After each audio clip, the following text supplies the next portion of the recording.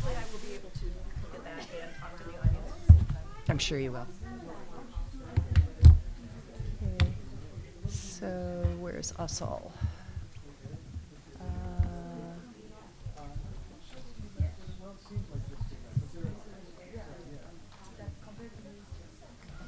There she comes. Okay. Asa, come sit here. Yeah. Okay, I think we're pretty much together here. Hi, welcome. I'm Barbara Slavin. I direct the Future of Iran initiative here at the Atlantic Council. And thank you for coming today. Needless to say, there is a lot of news. Our baseball team is going to the World Series. Go Nats!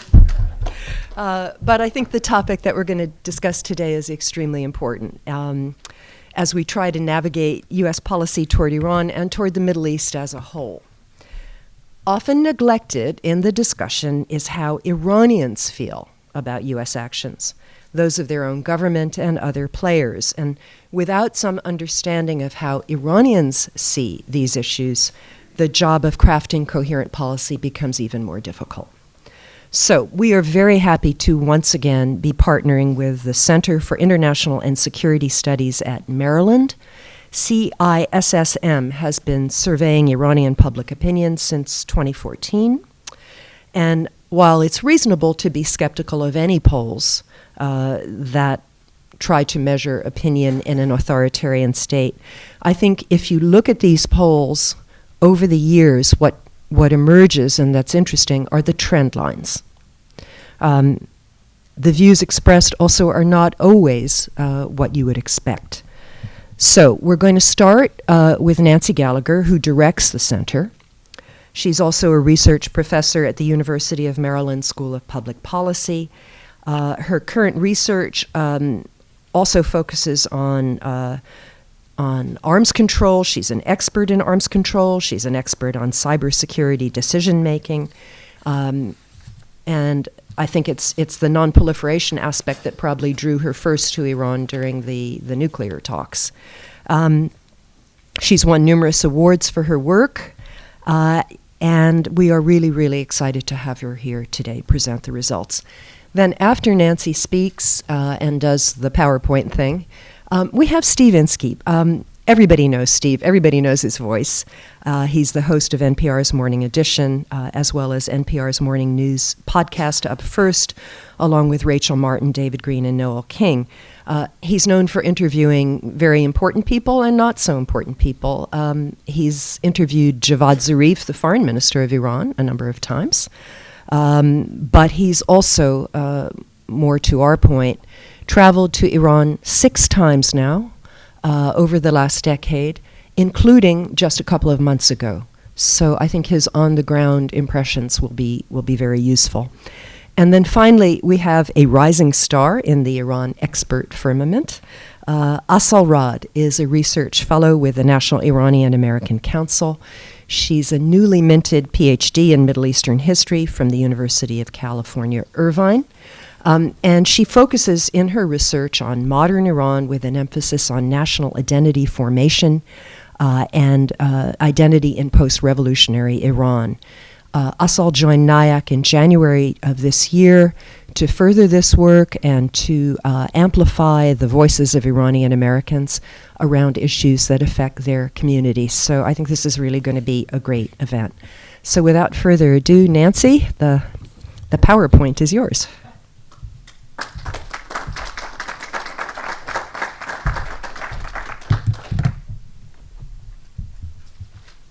So, good morning. As Barbara said, I'm Nancy Gallagher. I'm the director of the Center for International and Security Studies at Maryland, and I've been conducting surveys of Iranian public opinion on a variety of topics since 2014. Those studies have been conducted not just by me, but also with my co-author, Clay Ramsey, who's here today, and my other co-author, Ibrahim Mohseni, who is at the University of Tehran. He runs a Center for Opinion Research Center there. Ibrahim is a former PhD student of mine. He's somebody who was trained here in the US in survey methodology. So he's a wonderful person to work with, and I have great confidence in his insights. The data has been collected for us by Iran Poll, which is a call-in polling organization based in Toronto, run by another former PhD student of mine. And the research, this series of studies started with funding from Tom Schelling's Nobel Prize. He was particularly concerned about reducing nuclear dangers and thought it was particularly important to improve US understanding of Iranian perspectives. And Amir, the director of Iran Poll, has recently established a new fund to honor Tom Schelling, which is basically to encourage other people to do academic open source research on Iranian public opinion. So this study has been partly supported by that fund.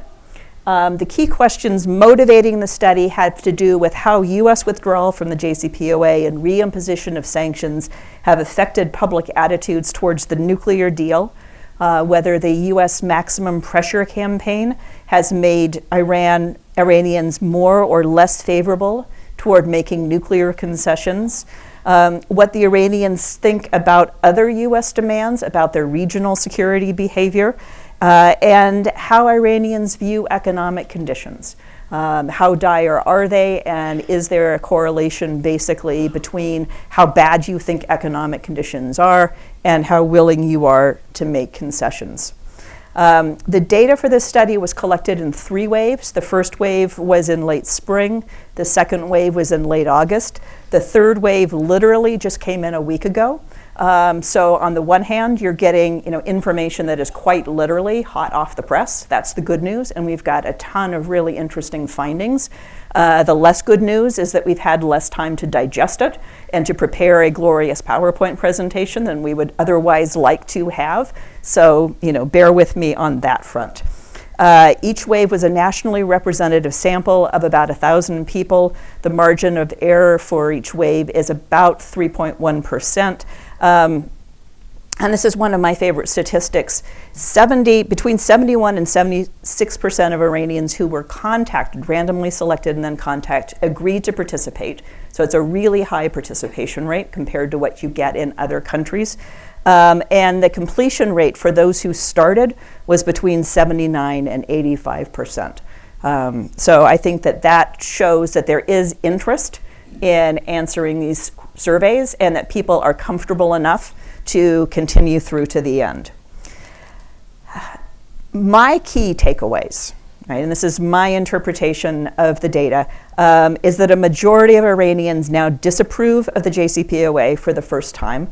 They doubt that others besides the United States will comply with their obligations.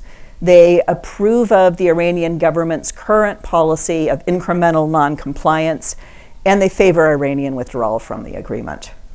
The reimposition of US sanctions contributes to Iran's economic woes, but it's not seen as the major factor, and it doesn't correlate with support for concessions.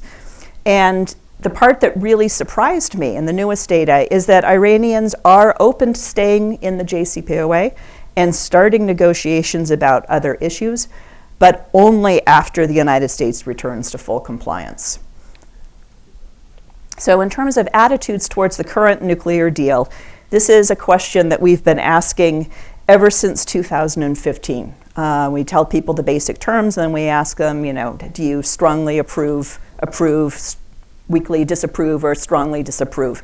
And you can see that when the deal was first negotiated, Iranians were overwhelmingly and very strongly supportive of the deal.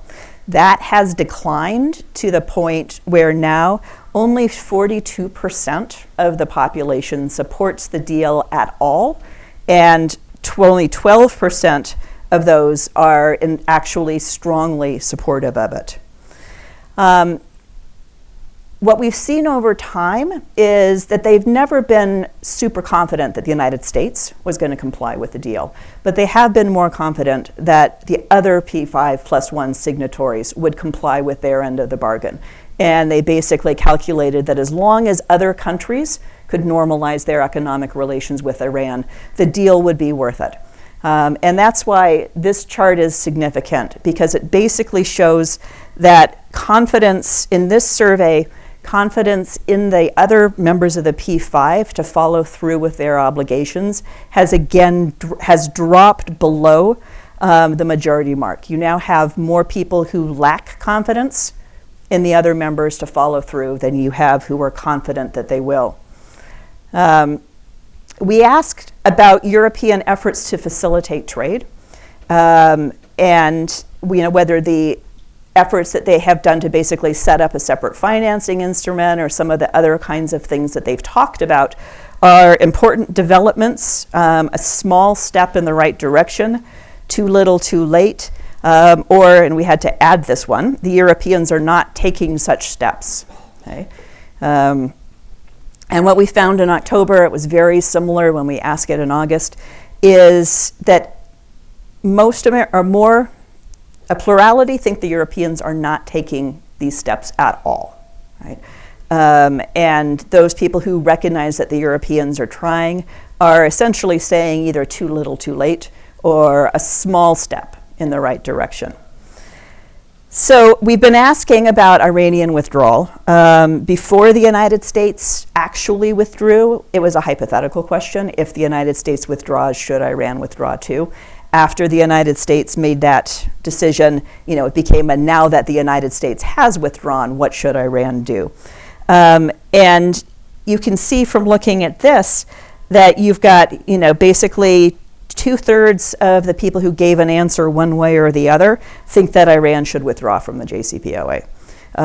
Only about 32% think that Iran should stay in. In the past, we've asked another question about saying, well, but it's your government's current policy is to stay in and wait and see what the other members do. What do you think about that?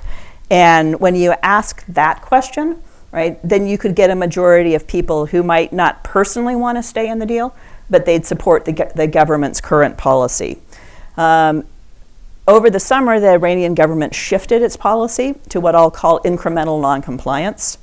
So in retaliation for U.S. withdrawal, in effect, the government of Iran said that it would it would exceed some of the limits in the agreement, and it's done it sort of in a step-by-step way, and threatened to withdraw altogether unless the other P5+1 do more to allow Iran to get the benefits of the deal. And this position is very popular, okay, much more popular than staying within the JCPOA and waiting to see what other countries would do. We then asked about conditions for Iran returning to full compliance and said basically, well, if the Europeans made specific commitments, not just vague promises, right, then would you be willing to return to full compliance?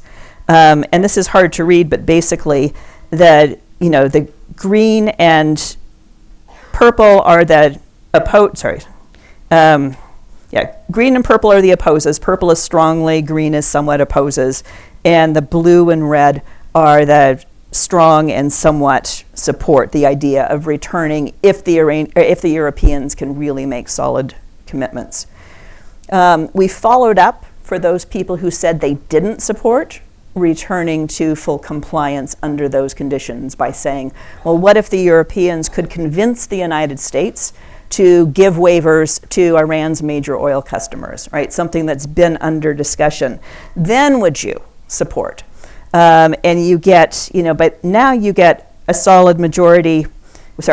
Here you still have, more people opposing than supporting, but remember, this is the subset that opposed it before. So you've actually moved a significant number of them. So when you put those two questions together, right, support for an agreement in which Iran returns to full compliance rises from 45% to 69% if U.S. oil waivers are included in the deal, right? And that's, one of the many reasons why I would say the Europeans can't do it on their own. In terms of attitudes towards renegotiating the nuclear deal, we wanted to know whether the maximum pressure campaign had made Iranians any more open to the kinds of things that President Trump has said he wants in a better nuclear deal. So we've got a question about, would you be willing to end enrichment completely if the United States would lift sanctions, and very few people would accept that outright. A slightly smaller number would accept it with more sanctions relief, but the vast majority of Iranians categorically refuse to consider that possibility. And that's been a consistent finding we've had over the years. We asked the same question in the most recent round about lifting sanctions in exchange for extending the duration. And Iranians are somewhat less negative about that. They're still not favorable, right? But you can get, 30% or so who would at least consider that with more sanctions relief, i.e. a deal where they get more sanctions relief in return for extending the duration, which may be a way to buy time, if the next administration wants to come back into the deal, and the percentage who are staunchly opposed is somewhat smaller. We wanted to find out whether military threats or military actions would make Iranians more compliant, if you will. So we asked, what if there was an attack on Iran's nuclear facility, right? Do you think Iran should completely stop its nuclear program, which is ideally what we would like, reduce its nuclear activities in response to that attack, rebuild to current levels, or expand its nuclear activities? And, overwhelming majority of Iranians say that if the United States were to attack their nuclear facilities, they would support expanding their nuclear activities in response, not scaling them back. We ask a series of questions about the conditions under which the Iranians might support their government talking to the Trump administration. And this was, sort of around the time when there was some talk about Trump and Rouhani potentially meeting at the United Nations. And so we gave them 4 scenarios. Scenario 1 was basically what we could imagine would be the most favorable conditions. So the U.S. returns to the JCPOA, lifts all of the sanctions related to Iran's nuclear program, and is willing to talk in the P5+1 multilateral format. Section 2, first part's the same, but it's only willing to talk bilaterally. Section 3, only some sanctions are lifted, but it will engage in multilateral talks. Scenario 4 is only some sanctions, and United States wants to talk bilaterally. Okay? So here's the basic comparison, right, of what you see under those different circumstances. And you have a very solid majority that would be open to the idea of talks if the United States has returned to full compliance and lifted the sanctions that it promised under the JCPOA and is willing to talk multilaterally. They're about half and half if it wants those talks to be bilateral, right? But they're still supportive. That's scenario 2. And then if the United States is only lifting some sanctions, right, it doesn't really matter whether the talks are bilateral or multilateral. They want full lifting of all the sanctions that they were already promised before they talk to the United States. So we've been asking people about the lessons of this experience for them, how it shaped their thinking about the best way for Iran to get on in the world. And this is the question that always makes me super sad, right? Because when we say, has this experience shown you that it's worthwhile for Iran to compromise because through mutual compromise, basically with major powers, Iran can work out a deal that benefits both sides? Or has it shown you that it's not worthwhile because Iran can't trust other major powers to uphold their commitments, or it's too early to tell? Only 20% of Iranians currently say that the JCPOA makes them think that negotiation is a worthwhile strategy for dealing with the issues they have with other countries. 70% in effect say, regardless of whether or not we might want to negotiate, it's not worthwhile because we can't trust the other countries to live up to their agreement. This is just a question about, do you still agree with the decision to negotiate, or do you wish we hadn't? That correlates pretty closely with the current level of support for the deal in terms of people who say we were right to sign it. This spills over in terms of how Iran thinks about a number of other security challenges. And I'm just going to move through these really quickly. We ask questions about how important it is to develop ballistic missiles. Overwhelming support, near unanimous, right? Comparable to the question that we ask about how important is your nuclear program. We asked whether people think that the net effect of having ballistic missiles is to make other countries less likely to attack Iran, right? More likely to attack Iran, or doesn't have much of an effect. And here, a clear majority says that it's at least a net neutral, right? Very few people think that having ballistic missiles makes other countries more likely to attack Iran. We've seen consistent opposition to limits on ballistic missiles, and we ask these questions in a variety of different ways in the new surveys. I'm just reporting one result here.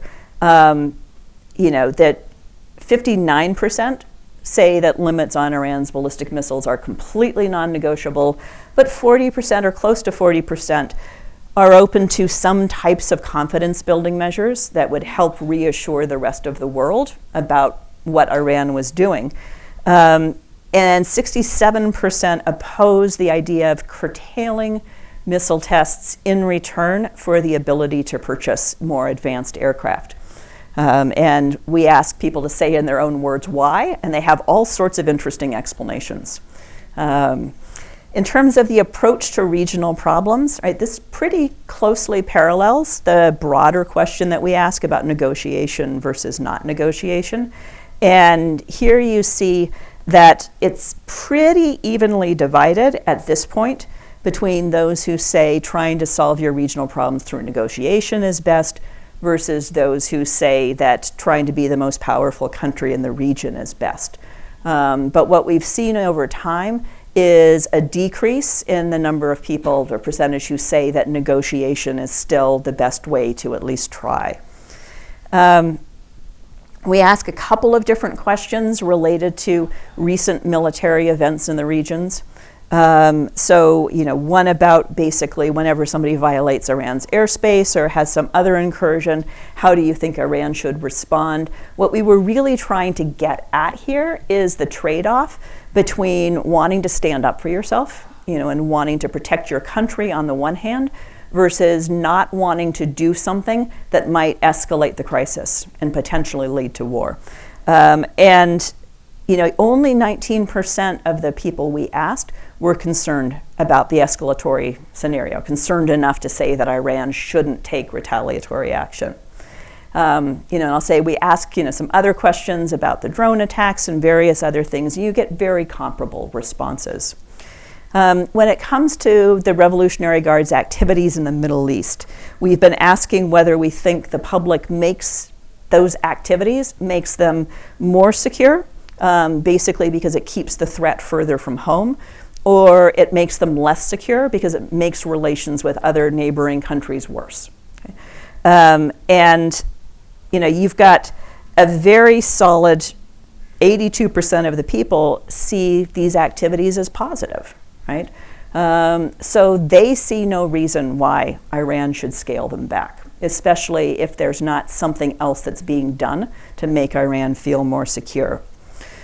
So we ask the question, right, since this is one of the things on Pompeo's list of 12 demands, basically, if Iran were to accept U.S. demands to curtail IRGC activities in Iraq and Syria, how do you think the United States would respond? And this is a parallel version to a type of question we've been asking for a long time, where we say, okay, if Iran made concession X, right, something the U.S. really wants, would the United States respond by reciprocating, or would the United States pocket the concession and demand more, right? Would it treat Iran basically in a reciprocal way, or would it see the concession as a sign of weakness and an opening to push for more?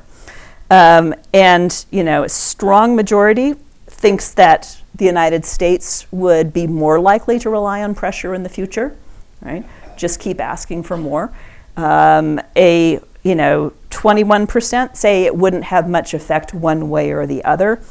Only 11% think that giving into that demand would have any kind of positive effect on how the United States treats Iran.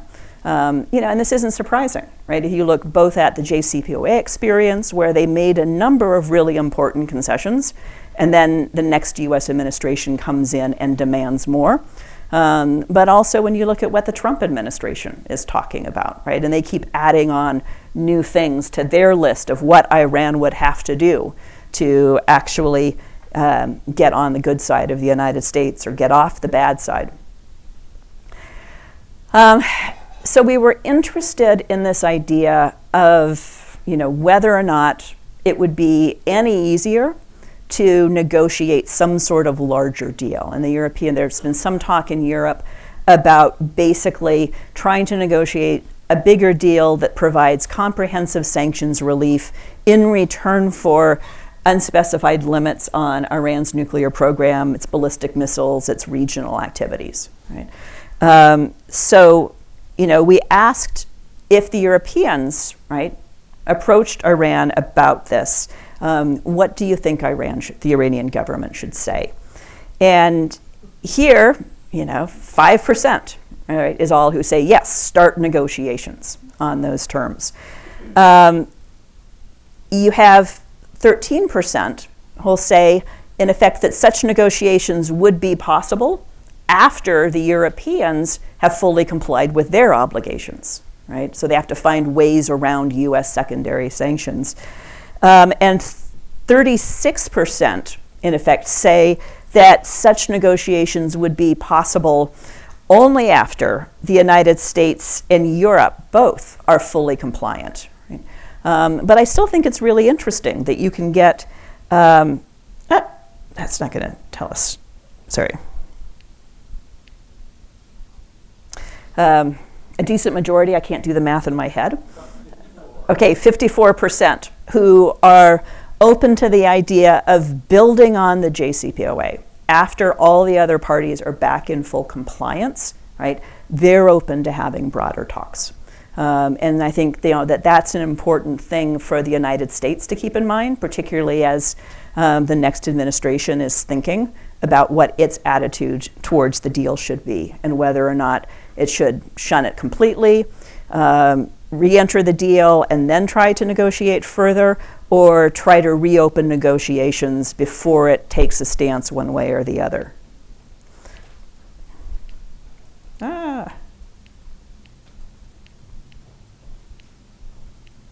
This is going the wrong way.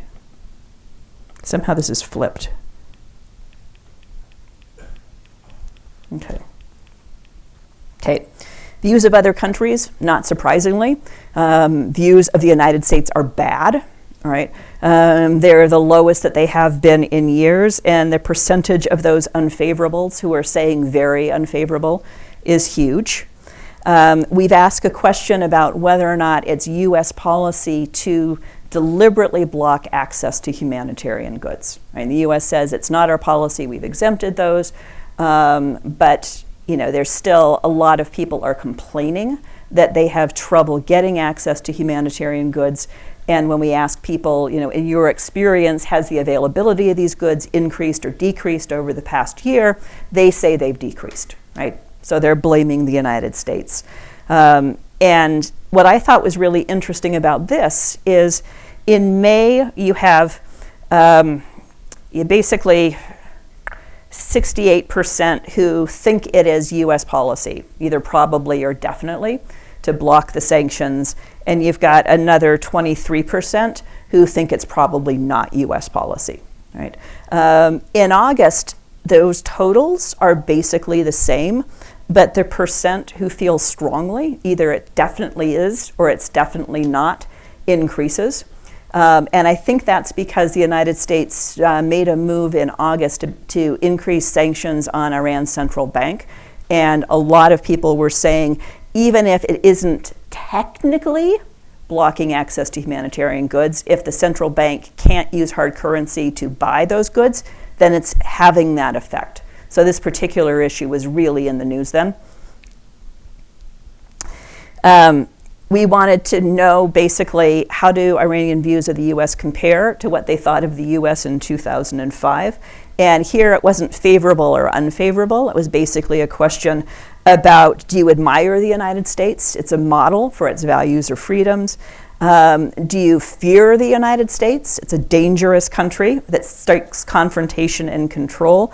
Or America is no better or worse than any other country. And what you can see here, if you compare the red to the blue, is that many fewer Iranians see America as a model country now, and many more see it as a dangerous country. This is just the chart on sort of attitudes towards other countries. I would say there's somewhat increased frustration, particularly with the Europeans. Attitudes towards Russia and China are staying steady. This was the first time we had asked in a long time about Japan, and this was right after Prime Minister Abe had gone to Iran, right? So I think that's a reason why Japan came out on top.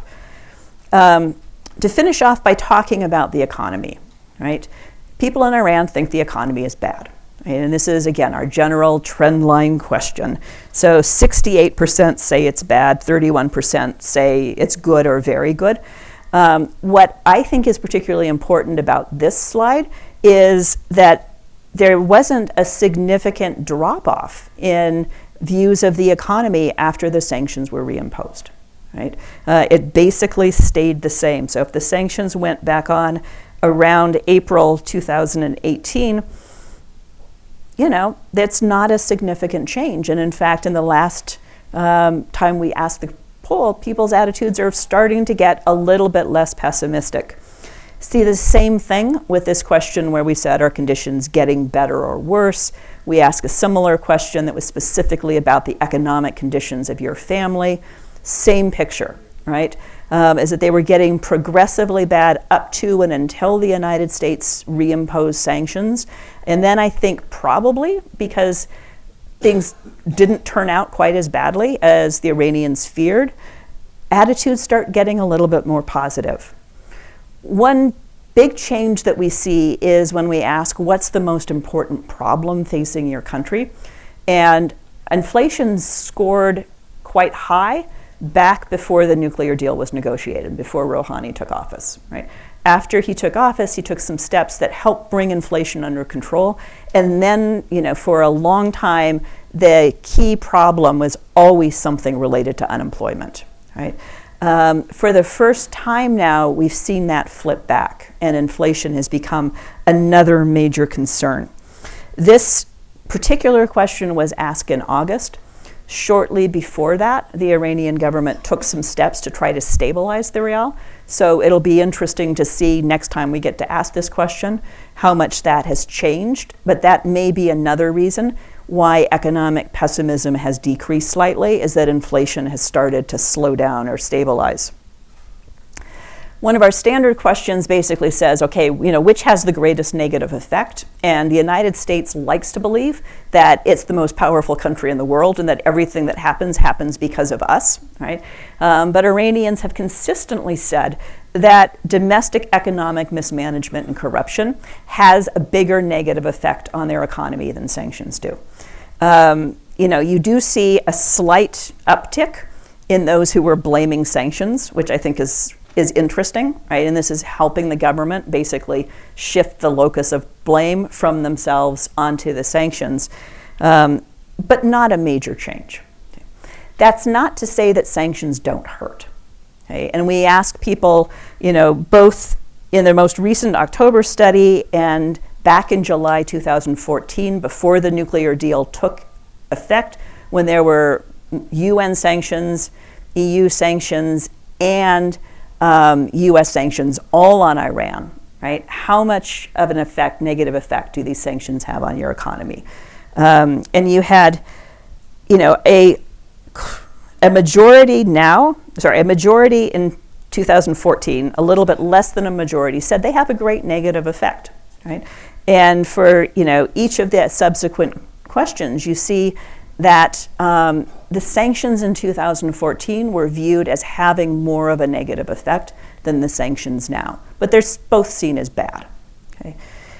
So we wanted to know, are the Iranians who are hardest hit by the sanctions most open to making concessions, right? This is the basic idea of the maximum pressure campaign is either you punish the elite until they give in, or you punish the public, you hurt them until they either demand that the government changes its policy or demand regime change of some type or another.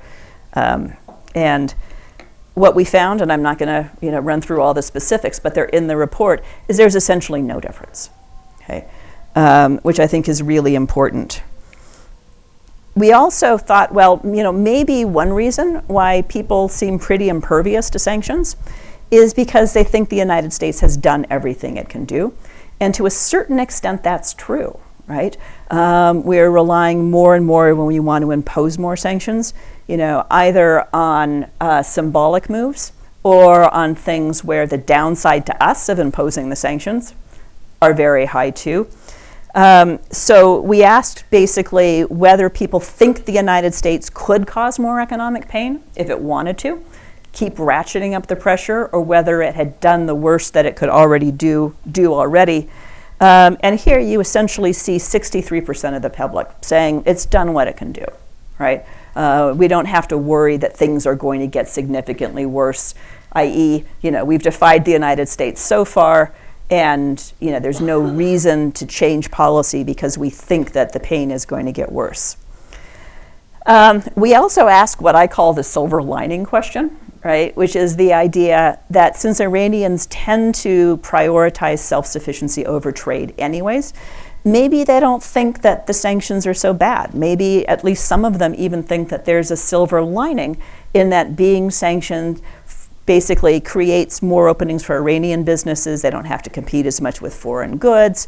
It helps lower unemployment. We had a variety of theories about why Iranians might actually see that there are some benefits to the sanctions. And you may say this is not surprising, right?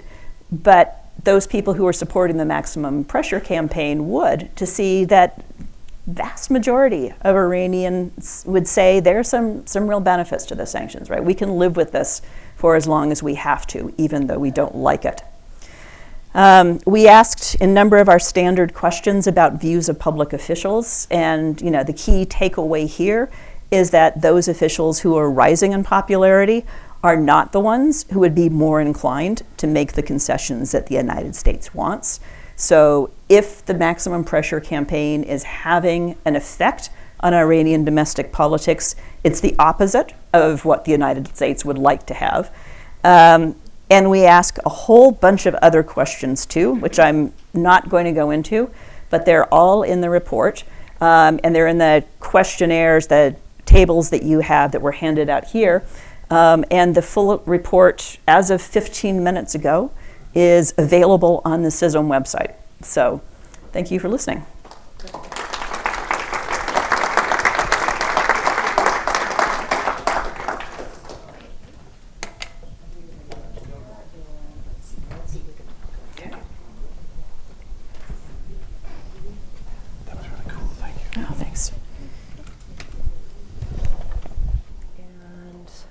Somebody will come and take this thing away, yes? Yeah, okay. Well, it is a very rich report, and I highly recommend it if you have time to go through it. And we're going to try to pick out some of the other aspects of it as we go through the discussion. But I want to start with Steve, because you were just there in August, yeah? Yes. Is anything about this survey surprising to you?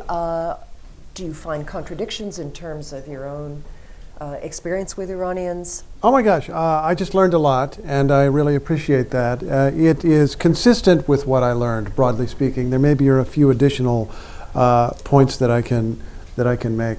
Can I just say one thing about this panel before we get started, though, Barbara? I just want to note there's a lot of commentary on social media about all male expert panels. I hadn't even thought about that, and actually. This is a majority. I'm just really How does it feel honored to be the token male. I'm delighted to be the token male and glad to be here. It's really cool. And I'll be as brief as I can and try to add a little bit. I appreciated this survey because I feel that it helps explain a lot of items that I've covered in the news relating to Iran while in the country or while outside. Just to give an example, you mentioned that only 11% of those surveyed think that giving in to U.S. demands is a good idea, that it's going to work. This is something you can hear from Iran's Foreign Minister Zarif. He will say there's no reason to give in to a bully, and you realize that he has in his country public opinion on his side in taking that position.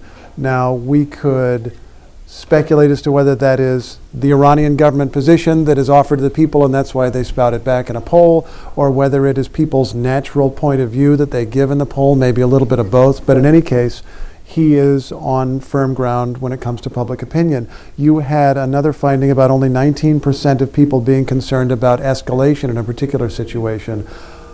That to me is a significant finding when I think about the attack on the Saudi oil facility a few weeks ago.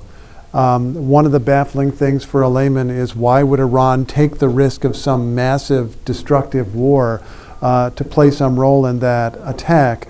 And you realize that it is a country that has a certain tolerance for risk and was willing to make a sharp calculation that they could get away with that and that there would not be a war. And to whatever extent, directly or indirectly, that Iran was involved in that, they seem to have made the correct calculation. I want to note also, and it's no news to the experts in this room, that public opinion matters in Iran, that it clearly is of importance to the government, that they try to shape it, that they also sometimes respond to it, and so this is really significant stuff. In my reporting over the past 10 years, I have tried to learn what I can about what people think with an awareness of the limitations imposed by the fact that I am there on a short-term visa. Once it was 2 weeks, another time it was 4 days. I am only talking to people where I can get, and I've been all over the country over the years, but it's usually only 1 or 2 cities in any given trip. I will talk to a few dozen people, ranging from officials and influential individuals down to ordinary people on the street, who I often find to be the most interesting by far. I don't go in with the kind of sophisticated questions that you ask here. I try to be guided by what people are willing to tell me. I try to be aware of the fact that what I learn may be reported back to someone. As some of you may know, I don't know how many past visitors to Iran are here. If you go as a journalist, you hire an interpreter. The interpreter is your own person on your payroll, but the government knows who they are and has to approve of them and will ask afterward, you know, where you went and what you talked about today. And so I am trying to be mindful of the safety of the people that I interview, among other things. And yet, you get strong opinions out of people all the time. The very first interview that I ever did in Iran in 2009, I went to the Central Bazaar, met this couple. They were both 24. They were shopping for wedding rings, although they couldn't afford to get married, they said, but they were thinking about it. And I said something like, "How's the economy?" And the young man replied, "I have to tell you, it's really great." And by doing that, he, of course, had told me the opposite. And he went right on to describe their specific economic condition, which was rather grim in their view. And I found people to be remarkably frank. Now, I try in these discussions to be guided by what people want to say. When I've spoken with more elite Iranians like Amir Mohebian, who's a well-known editor and opinion leader, he talked a lot about the nuclear agreement. He talked a lot about the U.S. sanctions and the effect on the economy. His bottom line, which I think reflects a lot of Iran's elite, is that these sanctions are really bad, but they're not going to kill us. That they would rather put up with the sanctions at this point than give in, as they would see it, to U.S. demands. On the ordinary level, the JCPOA doesn't necessarily come up, except in a slightly different way. People don't like the sanctions. They do blame the United States for the sanctions. Some also blame their government, but they haven't necessarily thought that deeply, in my experience, about the immediate ramifications of Iran's nuclear program. I'm not surprised that there was one finding, I forget if you mentioned it in the presentation, that 75% of people still support Iran's nuclear program, which is consistent. I think that probably was the number 10 years ago. Strongly support. Yeah. And so lots of people support it. That they would naturally, I would think, most people would kind of take their government's word for that because that's not their direct life experience. Now, if we change the word a little bit, you might get different answers. If we start talking, as people did in my interviews this last time and always in the past, about openness to the outside world, people do have their own quite well-formed opinions that in many cases are quite critical of their government. In this last visit, I found a few individuals who explicitly criticized Ayatollah Ali Khamenei for rejecting an overture to negotiate with President Trump, or more broadly for being against openness to Europe or other places, whereas they were in favor. So there's a little bit of a nuance there that may depend on how you ask the question. I don't know that large numbers of people are necessarily responsive to U.S. rhetoric about freedom and democracy, but some are, and I think probably more people are receptive, and you alluded to this in your survey, to concerns about corruption, about being taken advantage of by their government. The last thing I'll say, and then I will be quiet for now and listen and learn, is that every time I've been there, I've detected a broad frustration with conditions in the country, with the government, and I'm not saying it is by any means unanimous or that people are in any way ready to overthrow their government, but there's just a lot of people that you run into very easily, and not just in northern Tehran, all kinds of places in the country, who feel that things used to be better and that in many cases they'd like to live somewhere else if they could figure out a way to do that. Thank you for that. That jives very much with my own experiences in the country. And I always remember, I remember when Hassan Rouhani was inaugurated, and we in the West were all excited because we saw this opportunity for a breakthrough. And the people that I spoke to in Tehran said, oh, it's just another mullah. And these were shopkeepers, shop girls, and so on. And so yeah, you have to be careful that you don't superimpose on people your own views. Can I say something else about that I was thinking about while listening to your excellent presentation? You talked about people who don't necessarily blame the United States for their economic troubles. That sounds like, on the surface, a good finding for the United States. If you're Mike Pompeo, you would like Iranians to blame their government for bringing this nightmare upon themselves. But you mentioned that for a lot of Iranians, they're not really even that concerned about the United States.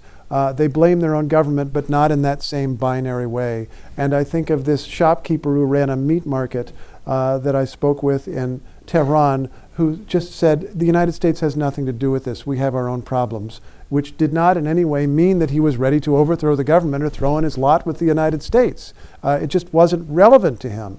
I even thought of the analogy, some people are baffled, no matter which side of the political divide in America you're in, like, how can people possibly support Donald Trump when he does all these terrible things?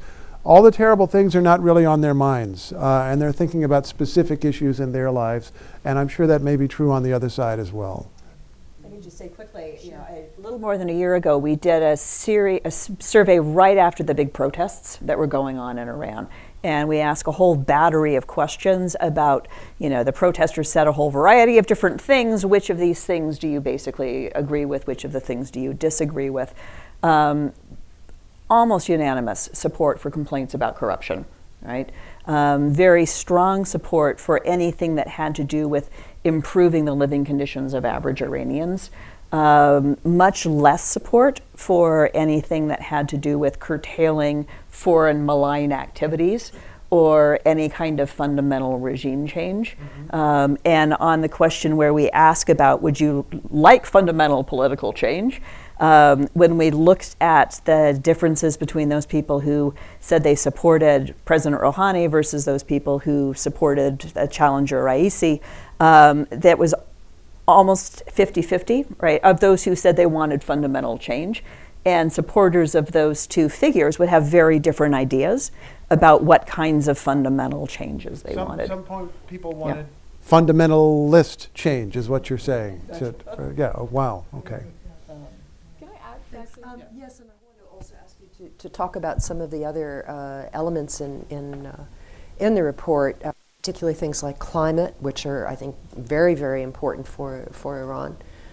So yes, your reflections as well. Yeah, I want to sort of piggyback on what we're talking about in terms of how Iranians view, say, their own government and then how they view foreign governments. There's a tendency to believe in the United States that if they are rightfully, upset with their government, that then means that they like foreign governments. And these are not mutually exclusive. So the idea isn't that they absolutely see the corruption because the corruption is there. It's not something that they're making up. The state is corrupt, they see it. But they also see what foreign powers do, such as the United States. They see, and we can see this in what we saw about the JCPOA, they see that they make concessions and foreign powers don't live up to their end of those concessions. So they're seeing the sort of corruption on the inside, but also the antagonism from the outside.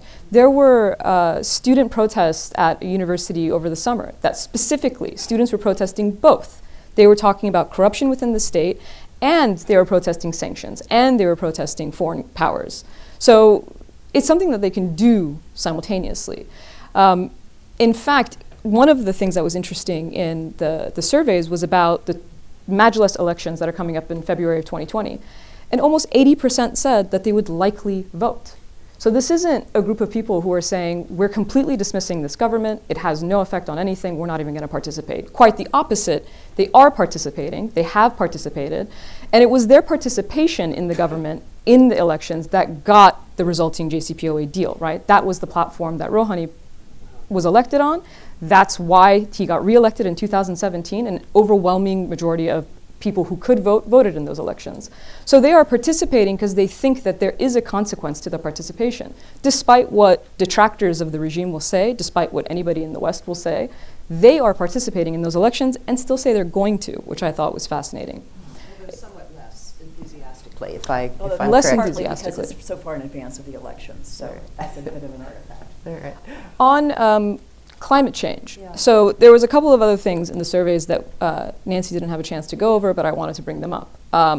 So I've said this in other situations as well, where there are two sort of existential threats to human beings, right? One is climate change, the other is nuclear weapons.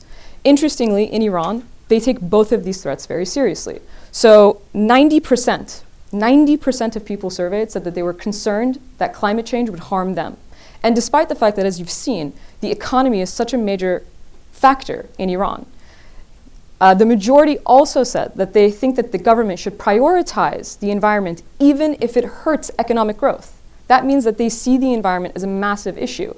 On the NPT, the majority support the fact that Iran is in the NPT, the majority support the goal of the NPT, which is to denuclearize everybody, and the majority support denuclearizing the entire Middle East, including Israel, including any other country in the region. So this means that the Iranian people are actually, with a sort of world consensus that says, look, these are the issues that we need to be addressing. And I thought that was fascinating given the fact that they are suffering economically. We also brought up the fact that the majority see their government as culpable in their economic strife. And even though when we looked at the graphs, even in the October survey, we still see them saying that the majority is saying that their own government is culpable. But the numbers are shifting a bit, right? There was about a 10 to 12% shift in both inversing, meaning there's a decline in the fact that they think their own government is culpable, and there's an increase in the fact that they think it's foreign governments that are culpable. So those trends directly respond to our pulling out of the JCPOA and implementing new sanctions. So if maximum pressure is the policy that we're talking about in this situation, now it's funny to me, and I mentioned this earlier to all of you, none of the results are surprising. For anybody who's been following anything about Iran, anybody who knows anything about Iran, none of this is surprising. This is what we've been saying. This simply corroborates what we've been saying. But beyond that, the psychology of this goes beyond Iran, right? This isn't just a unique Iranian case. In any case where if you have an agreement and one side, you are the side that's fulfilling your part of the agreement, and the other side simply doesn't do it, you wouldn't likely trust the person who you originally had the agreement with. It's following basic psychology that this is how they feel.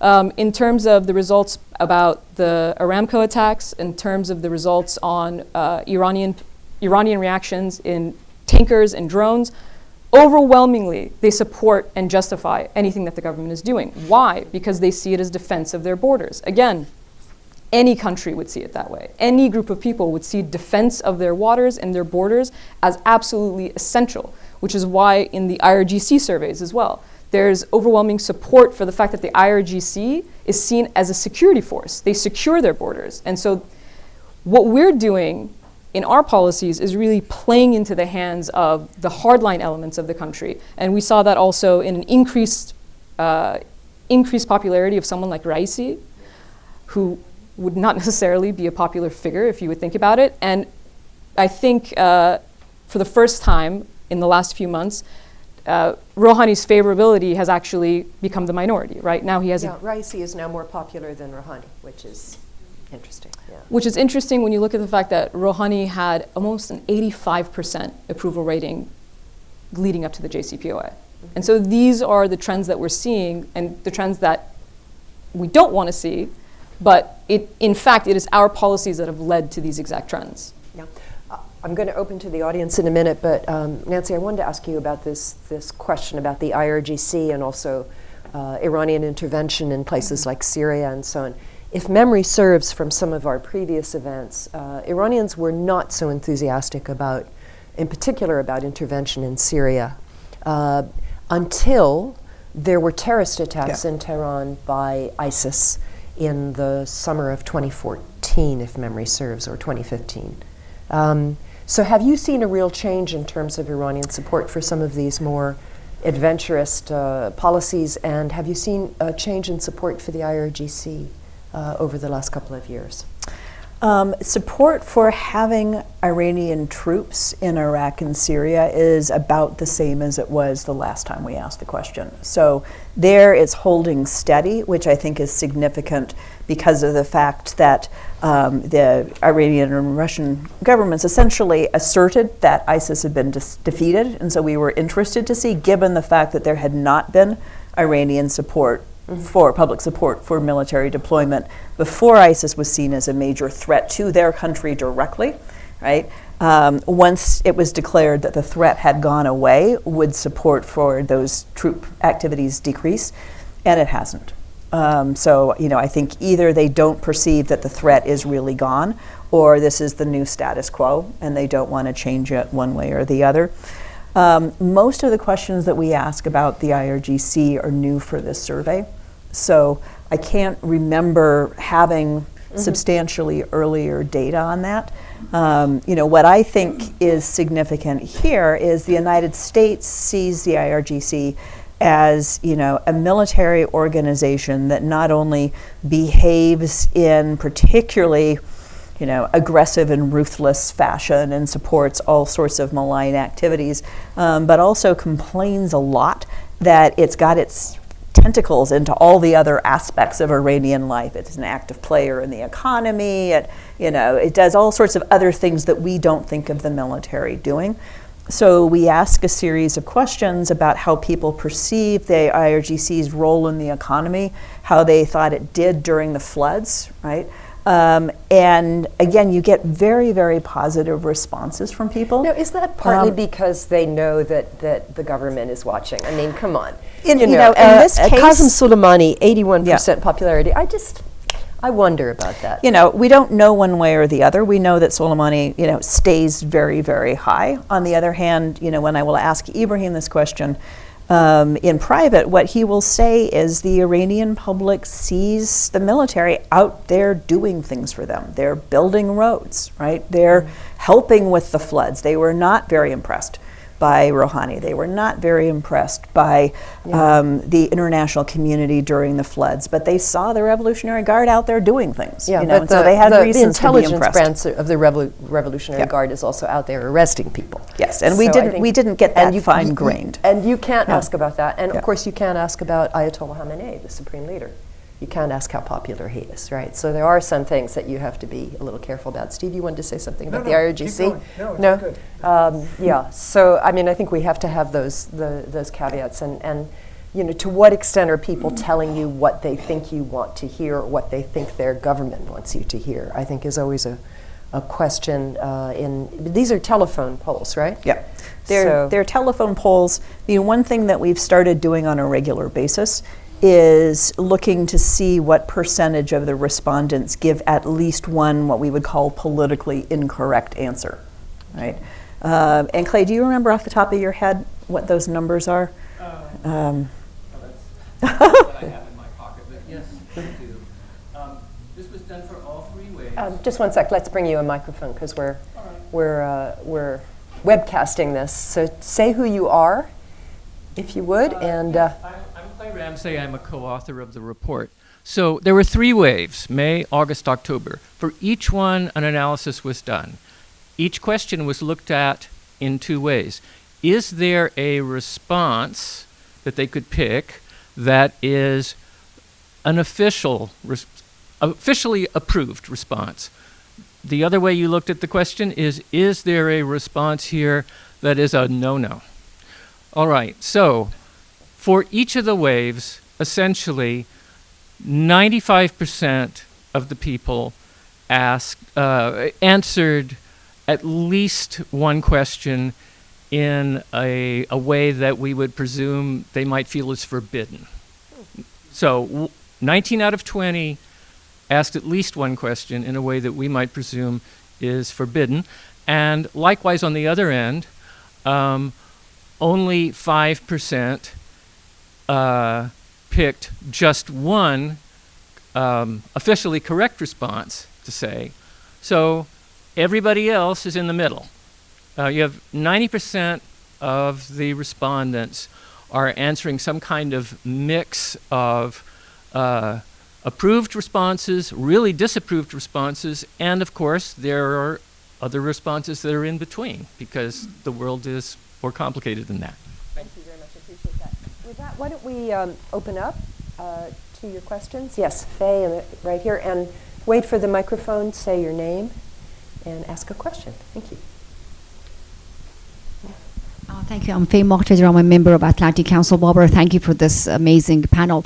I have a general question. Was there any question about the sustainability of the tension between the United States and America, and how long can the Iranian public sustain this situation and the economic pressure? Thank you. It's a great question. I don't think you asked it, did you? No, we didn't. And part of what I do every single time we do one of these surveys is I write down questions I wished we had asked, right? And then I keep a list of them and we try to work them into subsequent surveys. So let's put that on the list of things that we should look into. Yeah, definitely. Lady back there. Wait for the mic. Thank you. Hi, my name is Yael Shamalian. I was wondering if the survey took into account the opinions of minorities in Iran. It was demographically represented, so they absolutely were counted. At the same time, we haven't tried to do an analysis to see whether minority opinions are different from majority opinions. And it, depending on how small the minority is, it gets to the point where it's very difficult to tease that out in a way that's statistically significant with a sample size of 1,000 or so. So, you know, one of the many things in my fantasy list of surveys I'd like to do would be a much, much bigger survey so that we can look in more detail at these differences. Mm-hmm. Gentleman in the front row here. I'm Matt Gilser, a colleague of Nancy's at the University of Maryland. If I'm an average educated Iranian, is it easy for me to get access to this report? Yes? Yeah, it's on the website, Yeah. right? Do you translate it into Farsi as well? We don't, but I'm surprised that very few people seem to have trouble getting it and translating the parts of it that they want to want translated. We typically receive, very widespread coverage in the news and social media in Iran across the political spectrum, with everybody basically picking out the parts of the survey that they like and denouncing the parts of the survey that they don't like. So, it's sort of, well, okay, we're clearly not making everybody happy all the time, but it does get widespread attention. And we have the questionnaire in Farsi, so sometime translating the whole report would be doable. Lady right there on the aisle. Thank you. Edison Research, Professor Gallagher, you've raised phenomenal students. We've had a pleasure of working with Iran Poll in Iran as well. My question is about the extremes. Nina Japaridze, Vice President at Edison Research. You have talked about the extremes population that's on the extreme end of the poll. Your colleague just gave us analysis. I was wondering if you look at the trend data, is there change in the demographic profile of people that are at either end when you analyze the data? In terms of completely completely supportive? Exactly, completely supportive. Is there any change over time? Because I know you have significant trend data available. I need more students, right? This is, again, one of the things we're really excited about is now that we have all of these different data sets, we can start looking at some of those questions that we weren't able to before and try and do that kind of analysis. It's hard to see when you've got 95% that does one thing or the other, right? It's hard to see a big difference by these demographic variables. We did in this report do some breakout by age because frequently Americans think, well, the revolutionary generation is really anti-American and they think a specific way, and the younger generation, is much more open to the West. They're much more interested in compromise. They're much more opposed to their own government. They're much more interested in, basically material things rather than power politics. And, the short answer there is there frequently aren't the age differences that you would expect. And when there are age differences, sometimes they go in the opposite direction than the story that I just told you. So, for example, the younger Iranians were they were the most enthusiastic, right, about the nuclear deal when it was first negotiated. And there's been the sharpest drop-off in their level of support for it, which I think is both really interesting and really sad that we're sort of losing the new generation. In terms of their support for Iran being a strong player in the Middle East and those kinds of questions, or their willingness to make concessions to the United States on their various activities, the youth are actually less willing to do that than some of the older Iranians are.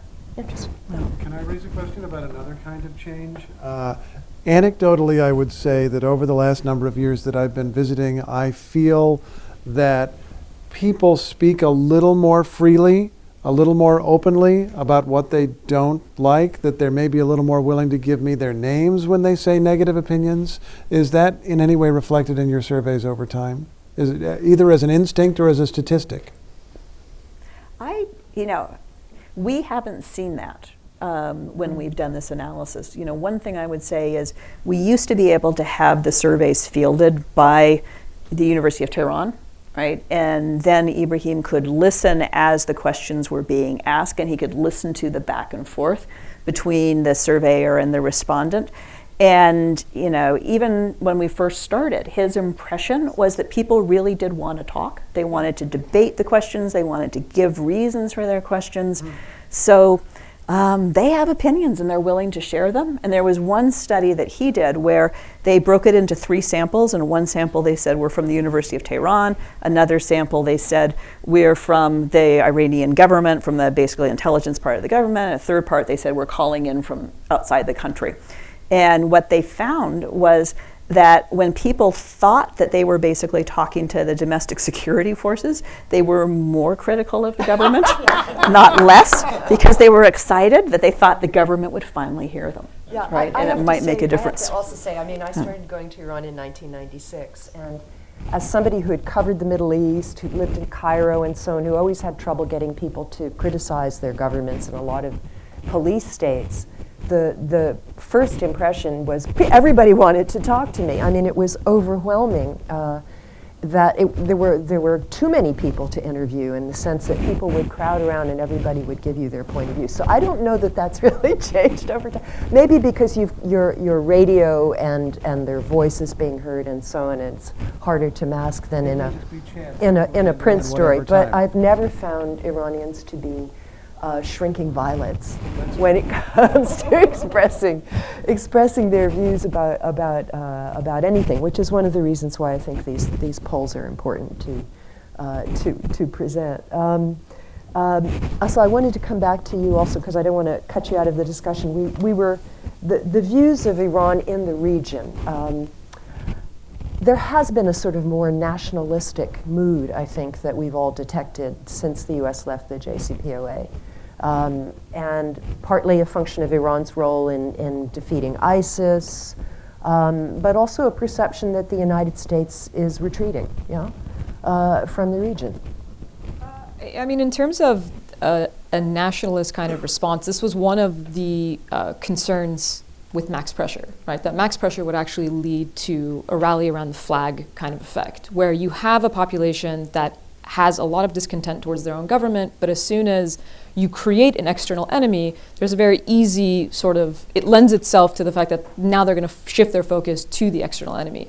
And looking at Iranian history, like I said at the very beginning, it's very possible to be critical of both. It's very possible to be critical of your own domestic politics and external politics. We should know this. We can do both at the same time, right? We can be critical of what's going on inside of the United States and somehow manage to be critical of other countries as well. So I think what's happened specifically with the JCPOA is people put a lot of hope in the fact that there was going to be some benefits to engagement. You know, you've had this government there who's had this sort of bellicose rhetoric for this entire time, and you have people who dissent to it. And so now you had an administration that came in and decided, okay, we'll do it your way. We'll engage, we'll come to an agreement, we'll comply, we'll have international bodies come in and inspect, we'll do all of the things that we've been told that we're resistant towards doing. And the failure of that, I think, is the saddest part of watching sort of what happened to Iranians inside of Iran. That, and someone mentioned that the youth actually are the ones who have responded to it most negatively. That makes absolute sense. And for me, so I have sort of an insider-outsider position when I go to Iran. Obviously, when I speak to people, I speak to them as, you know, sort of an Iranian who came from the United States.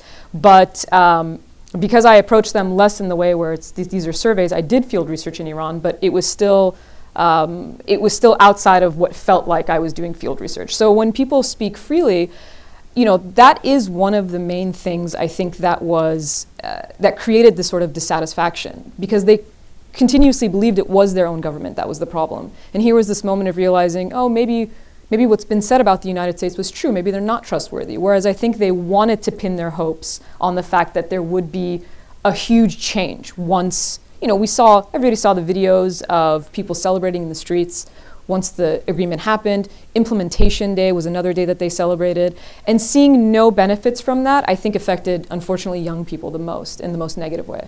One other anecdote from a friend who recently was in Iran during Ashura. This friend said that there were enormous crowds on the streets. You know, there are processions, people symbolically flail themselves with very light chains, may I say. It's basically a token. It's not like in some places where people make themselves bleed and so on. But it is the high point for Shia, devout Shia. This person said that there were huge processions in North Tehran, which is not something I had seen. Normally it would be in the lower class, lower middle class areas, more traditional areas. And this visitor interpreted the Ashura processions as a nationalistic exercise. People were saying, we're Iran, you know, don't play around with us. That was the interpretation. I add that in terms of the young people especially. Of course, there's also free food, which is offered, and during a time of sanctions and high inflation, it's always nice to get a free lunch. But I was just struck by that. Well, and there's various flavors of nationalism too, right? There's being proud of your country and its culture and its history, regardless of what you think of the current government. There's being defensive of your country and feeling like it's under attack and that you have to stick up for it for those reasons. Or there's thinking that your country is really great, right? And that you're basically have the right or obligation or ability to impose your will on others. And be somebody that others should do what they say. And, again, on my long list of questions is trying to figure out to what extent do Iranians have any of those attitudes, right? Probably a lot of all of them. Likewise, the correlation of forces question, people in the U.S. who support more U.S. military engagement in the Middle East frequently assert that Iranians think the United States is withdrawing, right? And that's emboldening them. We don't yet have a question that tests that perception. Okay. We have time for a couple more. All the way back there. Yes, I see you waving your hand. Yes. Take the mic, please. Brad Hansen, retired U.S. diplomat and former Peace Corps volunteer in Iran. A number of Peace Corps volunteers who used to serve in Iran have returned to Iran on visits in the last year. And they come back and to the one, report a very hospitable reception, very warm reception, practically no anti-Americanism against the United States as Americans as a people. On the contrary, a lot of favorable views and friendship. At the same time as a lot of opposition to the United States government and its policy. I wonder, you've asked the question repeatedly about views of various countries, including the United States. Have you ever distinguished between the United States government and the American people? And if so, what were the results? If you haven't asked that question, why don't you start asking it? Yes, we have. We've asked it in the past a number of times. And usually what happens that the question that I showed you is basically our middle question, right? We just ask about the country without specifying. If you specify government, attitudes are more negative. If you specify the public, attitudes are more positive. There used to be a really big gap with negative attitudes of the U.S. and positive attitudes towards the U.S. public. That has shrunk somewhat over time, which I think is really unfortunate. We haven't asked that question again recently just because we don't have space to ask everything we want to. I think it would be a good thing to ask. But that's part of why we did ask the question about Iranian perceptions of U.S. compliance under the Obama administration, right? Because we were trying to differentiate, do you think it's just Trump? Is it just the United States now?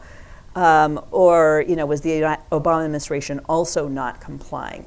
And what we saw was that people's memory of the Obama administration's compliance is, clouded by what's going on right now, if you will. They think it was not complying as opposed to what the majority said at the time, which is that it is complying with the letter of the law, but it's still finding other ways to have bad effects on the Iranian economy.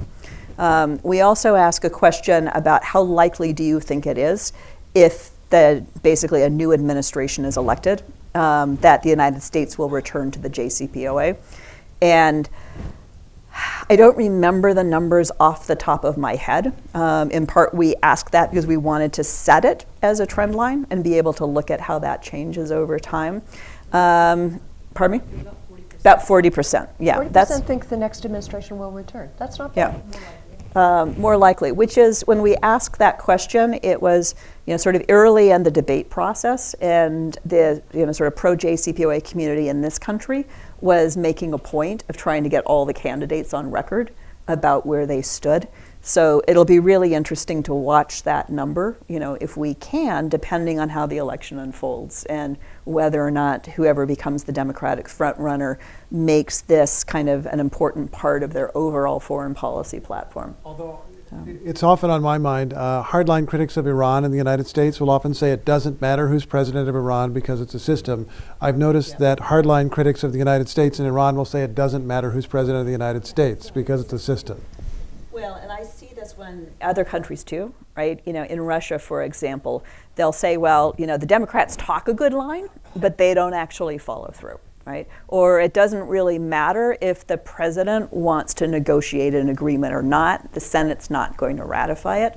So this is a problem that we as a country are having, that both other countries are coming to see what our policies are as not reflective, of what the broad public might want, and in many cases they aren't. They're also coming to believe that they can't trust the United States to keep an agreement if it makes one. So again, why bother? And that's not just Iran that's thinking that. Just to add to that, actually, Sure. Going back again to the idea of, because you mentioned whoever's, it doesn't really matter who's president in Iran because, it's the system that's a problem. And to a certain extent, that's true, of course. There's a dictatorship that overlays the system that makes it very difficult for there to be any difference. But from inside of Iran, at least, this is, again, perspectives from Iranians. Yeah. There was a sharp difference in attitudes from the Khatami presidency to the Ahmadinejad presidency, and then again when you see Rouhani come in. And it's because it not only affects the way that the foreign policy works within Iran, right? You see, the agreement would never have happened under an Ahmadinejad administration. But beyond that, domestically, it makes a huge difference to their everyday lives. And so just playing on that idea, I think it is important to realize that on the inside, it is very important to them who is or is not president, which is why you have high participation in elections. Just as on the inside of the United States, it seems to matter to a lot of people who's president for some reason. All right, we have time for maybe one or two. Any more questions out there? Yes, gentleman there and the gentleman there will be our last two. So let's take them together. Hi, Zach Cosby. So outside of demographic factors, to what degree do consistent and cross-hatching pools of opinion or sort of like identifiable factions form across sets of questions? And to what degree have these consistent groups such that they might exist expressed changes in their opinion over time? Okay, and then if we can take this gentleman here. Rick Steinheiser, retired government. So that was basically my question. In section D, you have a lot of demographic background, but you didn't ask, well, what political affiliation are you? Because it's all about Iranians. There are factions, political factions, the hardliners, reformists, the conservative. So it would be kind of like University of Tehran coming to the U.S. and asking a lot of Americans. But you don't ask them, well, are you a Democrat? Are you Republican? Are you alt-right? Are you whatever? Yeah. So would you be able to ask them, or is that verboten? Don't go into politics when you're asking these questions. Some of our surveys are really focusing on domestic politics in Iran, right? And when we're focusing, if there's an election coming up, then we absolutely do ask people about their political preferences. But there aren't stable parties in Iran in the same way that there are in the United States. And so we tend to ask people, are you a supporter of like Rouhani, or would you, like the modules to be composed of supporters of Rouhani or opponents of Rouhani? Or, we have a variety of other questions that get at who are you supporting in this current election and why? Or we'll ask people, who did you vote for in the last election? As a way of then seeing if there are similarities or differences depending on people's political preferences. On your question, we haven't done the long longitudinal analysis that you were interested in. We did take a little bit of a look at that in this survey in terms of comparing people who were still favorable towards Rouhani with people who were not favorable towards Rouhani on a number of the policy issues that we looked at. And if I remember correctly, there really weren't very many noticeable differences. Do you want to grab the mic? Yeah.